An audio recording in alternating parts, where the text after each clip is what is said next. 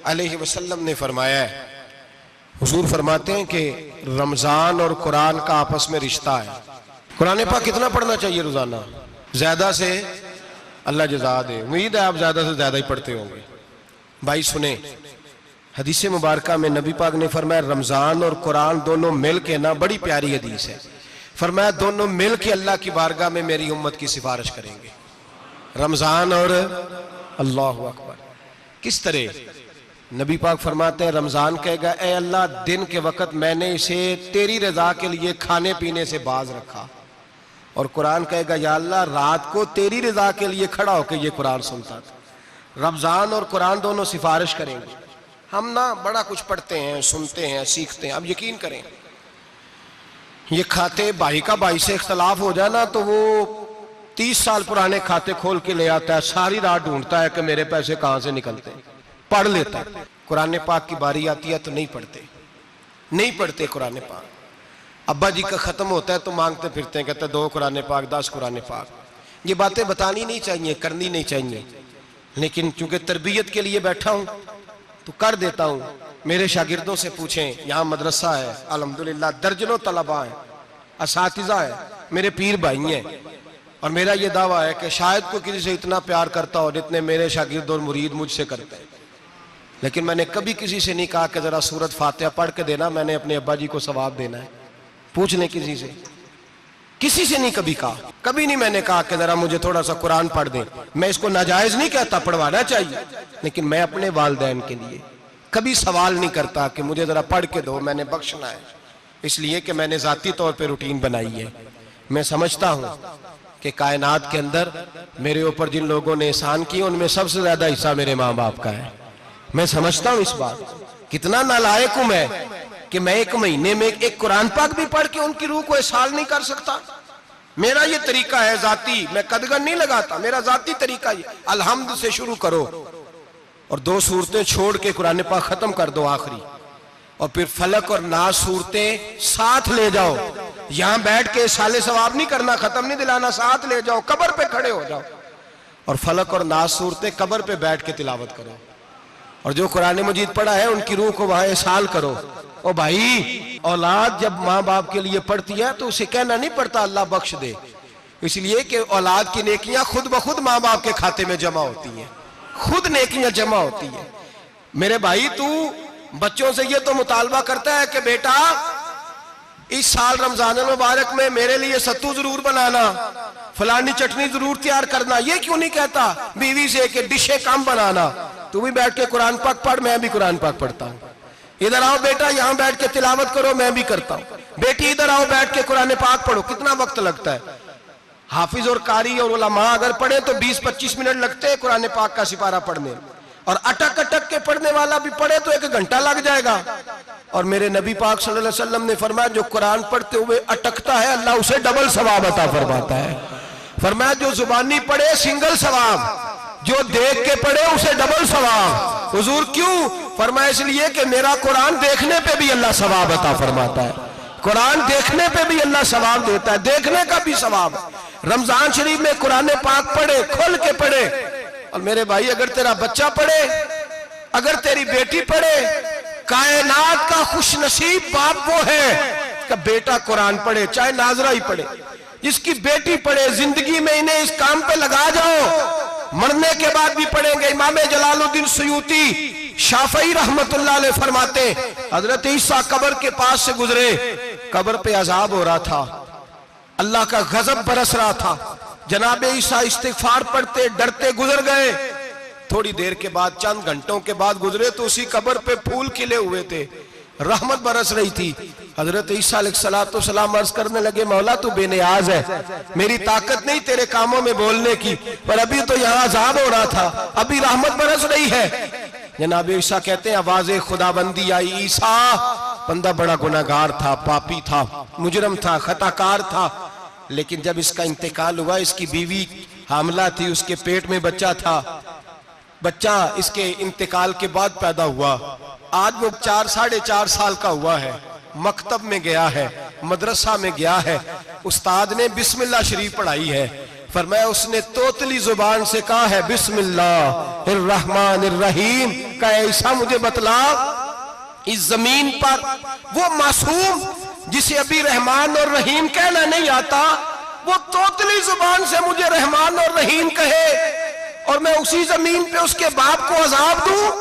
फरमाया उसने एक बार रहमान और रहीम कहा है, मैंने उसकी बाप की कब्र को नूर से मामूर फरमा दिया है, नूर से भर दी है कब्र, बरकत से भर दी है। अल्लाह करे मेरे बेटे भी कुरान पढ़े, अल्लाह करे मेरी बेटियां भी कुरान पढ़े, अल्लाह करे हम सब की औलादे कुरान पाक पढ़े। लेकिन ना इमाम आजम अबू हनीफा रमजान में 61 कुरान पाक पढ़ते थे। कितने? 60 टेक। अल्लाह अकबर। एक कुरान पाक दिन में पढ़ते पूरा, एक रात को पढ़ते, एक तरावी में पढ़ते। 61 कुरान पाक इमाम साहब पढ़ते। आप फरमाते मैंने छोड़ दिए सारे वजीफे, मैं सिर्फ रसूलुल्लाह का कुरान पढ़ता हूँ। रमजान सारा कुरान पाक, सारा रमजान। अब तो आदत ही नहीं रही हमें कुरान पाक की।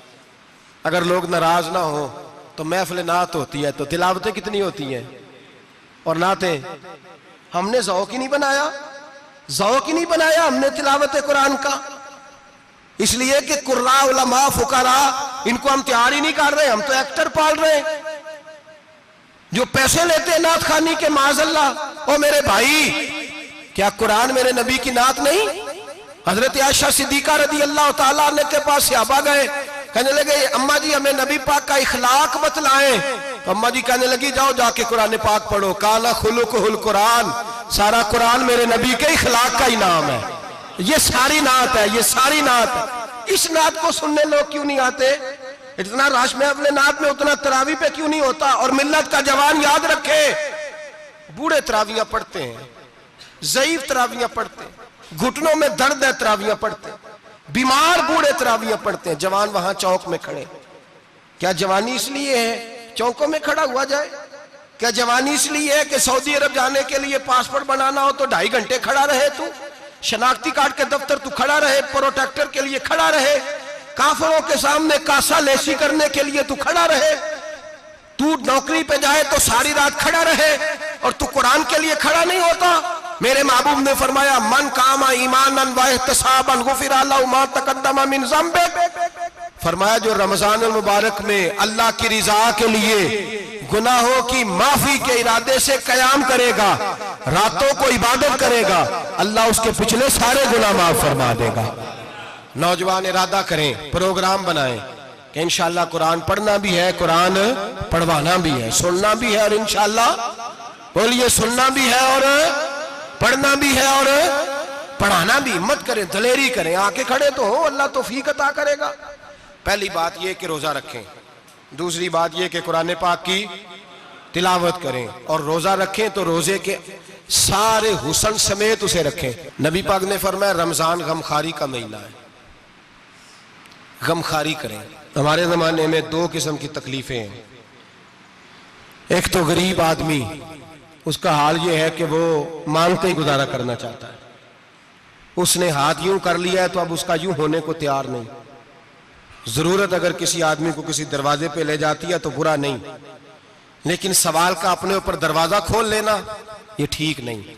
फाका कशी पैदा करें, हौसला पैदा करें, थोड़े पे गुजारा करना सीखें। गरीबों को भी इजाजत नहीं कि वो निकल खड़े हों मैदान में मांगने के लिए। टोलियां निकलती हैं रमजान में, जत्थे निकलते हैं खैरात इकट्ठी करने वाले। बचें। मेरे नबी पाक सल्लल्लाहु अलैहि वसल्लम ने फरमाया जिसने बगैर जरूरत के सवाल किया, जब कयामत के दिन आएगा तो उसके चेहरे के ऊपर गोश्त नहीं होगा, सिर्फ ढांचा ही होगा। इतनी भयानक सूरत में आए, बगैर अशद जरूरत के सवाल न कर, कभी सवाल न कर। और अमीरों से गुजारिश है कि रमजान हमदर्दी का महीना है, हमदर्दी करें तो सामने वाले की इज्जत का भी ख्याल करें। ये बात दुरुस्त है कि गरीब सियाना नहीं होता, इसलिए कि जिसकी जेब में पैसे नहीं होते भाई उसे अकल भी नहीं होती। जिसके घर कार नहीं होती उसे चलाने का तरीका, जिसके घर ओवन नहीं होता उसे चलाने का तरीका भी नहीं आता। जिसके घर में चीजें होती हैं उसे चलाना भी आ जाता है। जिदे घर दाने उदे कमले भी उसके सियाने हो जाते हैं। तो चौधरी साहब, सेठ साहब, नवाब साहब आटा तकसीम करते हैं, खड़े होके फोटो खिंचाते हैं, फेसबुक पे देते हैं। और एक आटे का थैला और 10 अखबारों में फोटो। अल्लाह से डरें। रमजान हमदर्दी का महीना, हमदर्दी का। गरीब को दें तो उसकी इज्जत को रुसवा ना करें। मेरे नबी पाक अलैहिस्सलाम के सहाबी हजरत अब्दुल्ला इब्ने उमर रदी अल्लाह ताला अन्हु ढूंढ के लाते थे मिस्कीनों को, ढूंढ के, और जब लाते थे तो अपने दस्तरखान पर बिठाकर अपने साथ अफ्तारी कराया करते थे। और फिर फरमाया अल्लाह ताला ने, लन तनालुल बिर्रा हत्ता तुनफिकु मिम्मा तुहिब्बून, अल्लाह के रास्ते में वो चीज देनी है जो तुम्हें ज्यादा प्यारी हो। कौन सी चीज? जो तुम्हें, मैं थोड़ा सा बेबाक हूं, बाज दोस्तों के साथ, सबके साथ नहीं। एक दोस्त मदरसे में घी देने आए एक दफा, तो वो वाला घी दे गए जो सबसे सस्ता था। तो मैंने कहा मुझे दयानतदारी से बचाए, आप यही खाते हैं घर में? कहने लगे नहीं। तो मैंने कहा फिर हमने बच्चे मारने के लिए तो नहीं ना रखे हुए, क्या वो वाला घी? अल्लाह के रास्ते में प्यारी चीज दे रही है ना, इसलिए गले गले नोट लोग मस्जिद के गले में डाल जाते हैं, फटे हुए डाल जाते हैं, कहते हैं जोड़ लेंगे मौलवी साहब। और खुदा के बंदे, प्यारी चीज देनी थी तूने और तूने उसका तर्जमा उल्ट कर लिया है। समझ ले, रमजानुल मुबारक में किसी गरीब की मदद करनी है तो साथ उसकी इज्जत भी करनी है। नबी पाक अलैहिस्सलाम के दरवाजे पर, जब से, ये जुमला एक है लेकिन बड़ा कीमती है। सहाबा कहते हैं जब हम दरवाजा रसूल पे जाते थे खैरात भी मिलती थी और इज्जत भी मिलती थी। खुद भीख दे खुद ही कहें मंगते का भला हो, खैरात भी मिलती थी और इज्जत भी मिलती थी। नबी पाक साथ इज्जत भी देते थे, मिस्कीन को, गरीब को दें और खैर खाई करें। जूते बेचने वाले जूतों के रेट सस्ते करें, कपड़ा बेचने वाले कपड़े का रेट, दर्जी साहब भी रेट सस्ता करें, दुकानदार भी चीजों का रेट, हकीम साहब पैसे कम लें, डॉक्टर पैसे कम करें, हुकूमत निर्खों में कमी करे और ये काम इज्तिमाई तौर पे करें। मेरे नबी पाक ने फरमाया रमजान गमखारी का महीना है, इसमें गमखारी करनी है, दूसरे का ख्याल करें, इशार करें, कुर्बानी करें। यहाँ हर चीज का रेट बढ़ जाता है रमजान शरीफ में। हर आदमी कहता मेरा सीजन आ गया है, तवज्जो बढ़ाएं, ख्याल करें, गमखारी का महीना है। और फिर आप लोगों से ये भी गुजारिश है कि रमजानुल मुबारक का जब महीना आए तो जिस आदमी के साथ नेकी करनी है वक्त पे करें। किसी गरीब को पैसे देने हैं, कपड़े देने हैं तो यकम रमजान को दें। मैं अक्सर दोस्तों से पूछता हूं, मैं कहता हूं कारी साहब नूं जोड़ा कदों देंदे हो? कहंदे 27 वाले दिन। मैं कहा मैनूं लग गई समझ, तुहाडी साजिश है किधरे सवा के पा ना लवे। एवं मौलवी चौधरी साहब दे नाल दे कपड़े पा ले, कित्थे लिखिया इनू देना 27? तुसीं दसो 27 वाले दिन कोई दर्जी सी के देंदा है? ਉਹਨੂੰ 3 गुना भी पैसे दईए तो कहता जेडे बाकी ने उन्होंने नहीं बटन पे लगते मेरे को, कितों जोड़ा सीख। तो किस दिन देते हो कारी साहब को? क्या मकसद है? पहनने के लिए दे रहे हो या इसलिए दे रहे हो कि ना पहन सके? तो भाई आप जब किसी को कुछ चीज देंगे तो कब देंगे? जब वो इस्तेमाल कर सके। गरीब को लोग फतराना देने जाते हैं ईद से एक दिन पहले, तो क्या करेगा उसका? वो ना तो कपड़े खरीद सका ना रोटी ला सका। बल्कि मेरे हजरत साहब फरमाते हैं रमजान से पहले दे दो, रमजान की नियत करके रमजान से 1-2 दिन पहले दे दो, अल्लाह रमजान जितना सवाब ही अता फरमाएगा। रमजान से पहले दो जिसको कुछ है दिन, कबल अज़ वक़्त तैयारी करो। और मेरे किबला साहब फरमाया करते अपने कपड़े बाद में, गरीब के बच्चों के कपड़े पहले, अपने घर की जरूरियात बाद में, गरीबों की जरूरियात इसलिए कि अल्लाह पाक ने उनका रिज़्क़ भी हमारे घर भेज दिया है। हमारी ड्यूटी लगाई है कि तुमने बांटना, बांटने वाले बनो। और ये ज़हन बनाए कि पता नहीं किसका हिस्सा था जो अल्लाह ने मेरे घर भेजा, ये ज़हन बना के बांट। और जिसको देने जाए, हाँ आपको इजाजत है थोड़ा बहुत पता करने की, लेकिन थोड़ा बहुत तफ्तीश करने की इजाजत, बाल की खाल उतारने की इजाजत। मैंने देखा है लोग गरीबों का इंटरव्यू लेते हैं, तेरा तो फलाना कमाने वाला नहीं, तेरा तो फलां बच्चा। ओ भाई बहुत सारे गरीब ऐसे हैं, बड़े हैं जो कमाने की कोशिश करते हैं लेकिन उनका सबब नहीं बनता। हाँ हाँ है ऐसे लोग जो सऊदी अरब चले गए हैं, कहते हैं तेरा तो फलां बाहर नहीं गया है, गया है, लेकिन सारे सऊदी अरब जाने वाले भी माल कमाने की ताकत नहीं रखते। कई वहां भी बैठ के बेचारे कर्जों में उलझे हुए हैं, वहां वालों के जुल्म का शिकार है, बहुत सारी आजमाइशों में। तू तफ्तीश करता है। मेरे इमाम शाफी का एक जुमला अगर आपको याद रह गया तो बात बन जाएगी। इमाम शाफी रहमतुल्लाह, बल्कि हजरत गौसे आजम जिलानी के पास वो बात आपको ज्यादा फायदा देगी। हजरत गौसे आजम जिलानी को उनका एक मुरीद समझाने लग गया, कहने लगा हजरत जी आप सबको ही देते रहते हैं, हर बंदा मुस्तहिक नहीं होता, जरा टटोल के दिया करें। तो गौसे आजम जिलानी फरमाने लगे भाई मुझे तो लगता है तू भी उन चीजों का मुस्तहिक नहीं था जो अल्लाह ने तुझे अता कर दी है। पहले तो बता, तू मुस्तहिक था? तुझे अपनी हैसियत औकात का पता है जो अल्लाह ने तुझे दे दी है? ताकत थी, क्वालिटी थी, तेरे अंदर वो सलाहियत थी। रब ने तो नहीं तेरी तफ्तीश की कि तू काबिल है कि नहीं, तू अल्लाह के बंदों की तफ्तीश करता पड़ता है। इमाम शाफी फरमाया करते, इमाम शाफी फरमाते, रब तुझे परख के नहीं देता, टटोल के नहीं देता, रुसवा करके नहीं देता।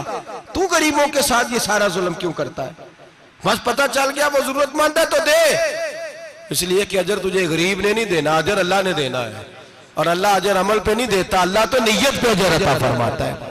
तो नियत देख तेरी किस तरह की। तो मेरे भाई, गरीब को दे, कबल अज वक़्त दे। रमजान मुबारक में चौथा काम, बात आखिरी और चौथा काम सुने, रमजान में दीन सीखें। शैतान कैद होता है ज्यादा से ज्यादा, और जब आदमियों का पेट खाली होता है ना, तो ज़हन जो होता है ना, वो भी उसका फ्रेश होता है। उसमें कोशिश करें दीन सीखने की। मेरे नबी करीम सल्लल्लाहु अलैहि वसल्लम ने इस दीन को इल्म का दीन करार दिया है, शऊर का दीन करार दिया है, फहम का दीन करार दिया। नबी पाक सल्लल्लाहु अलैहि वसल्लम ने फरमाया, एक इबादत करने वाला इशा के बाद खड़ा हो और फजर तक नमाज पढ़ता रहे। एक आलिम दीन इशा पढ़ के सो जाए, उठ के फजर पढ़ ले, तो वो 70 इबादत करने वालों का दर्जा ज्यादा नहीं, आलिम का दर्जा फिर भी ज्यादा है। उस आलिम दीन का दर्जा ज्यादा है, इसलिए कि वो लोगों को आगाही देता है, शऊर बख्शता है। ये दीन जो है ये, और नबी पाक सल्लल्लाहु अलैहि वसल्लम ने फरमाया, इबादत करने वाले पर आलिम का दर्जा उतना ही ज्यादा है जितना मेरा दर्जा अपने गुलामों पर ज्यादा है। आलिम को हुजूर ने इतना बड़ा मकाम दिया। दीन सीखें, शऊर हासिल करें। ये फकाहत का दीन है, शऊर हासिल करने का दीन है। और नबी पाक सल्लल्लाहु अलैहि वसल्लम ने फरमाया, दीन की एक बात सीख लेना 1000 नफल पढ़ने से ज्यादा दर्जा रखती है। दीन की एक बात सीख लेना 1000 जनाजे में शिरकत से ज्यादा दर्जा रखती। दीन की एक बात सीख लेना, मेरे नबी पाक सल्लल्लाहु ताला अलैहि वसल्लम इरशाद फरमाते, 1000 मरीज की इयादत करने से ज्यादा दर्जा रखती। फरमाया, जिसने रात के एक लम्हे में दीन की एक बात सीखी, अल्लाह उसे सारी रात इबादत करने से ज्यादा सवाब अता फरमाएगा। मेरे अर्शा फरमाया करते, जब सीखने वाले को यह सवाब मिलेगा तो बताइए सिखाने वाले को कितना सवाब मिले, उसे अल्लाह कितना दर्द। रमजान आ रहा है, शैतान कैद है, दीन फैलाने की कोशिश करें, जद्दोजहद करें। बड़ी नींद आती है फजर पढ़ के, लेकिन अगर किसी का इरादा बन जाए कि दीन सीखना भी है और दीन बच्चों को, तो फिर कोई नींद गलबा। एक मिसाल एक आलिम ने समझाई। कोई बुजुर्ग थे, दरवेश आलिम, उनके पास एक औरत आई, कहने लगी, मैं बच्चों को सवेरे बड़ा जगाती हूँ, बच्चे जागते नहीं नमाज के लिए। बड़ा अजीब जवाब दिया बुजुर्गों ने, दरवेश ने, आलिम ने। कहने लगे, बीबी क्यों नहीं जागते, जगाया कर, बेदार किया कर, उठाया कर। कहने लगी, बड़ी जद्दोजहद करती हूँ, उठते नहीं, बेदार नहीं होते। अल्लाह वाले थे ना। कहने लगे, ये बता, अगर उस कमरे में आग लग जाए तो फिर बच्चों को कैसे बेदार करेगी? आग से बचाने के लिए क्या करेगी? फिर तो बालों से पकड़ भी घसीटना पड़ा तो घसीट के कमरे से लाऊंगी, फिर तो चोटें लगती हैं तो लग जाए, फिर मैं परवाह नहीं करूंगी। आप फरमाने लगे, यूं समझ ले जहन्नम की आग जल रही है, अगर तेरे बच्चे ने नमाज ना पढ़ी तो आग लग जाएगी, अगर इसने इबादत ना की तो उसे आग, अब जैसे भी तुझे उठाना पड़ता है उठा घसीट के बाहर ला, लेकिन उसकी नमाज कज़ा। नींद बड़ी आ रही है सवेरे, लेकिन अगर दीन ना सीखा तो मुश्किल हो जाए। जैसे भी अपने आप को जगाना चाहिए, हिम्मत करनी चाहिए, दलेरी करनी चाहिए। हमेशा मिदहते खैरुल अनाम में गुजरे, दुआ है ये उम्र दरूद व सलाम में गुजरे। आखिर दावा।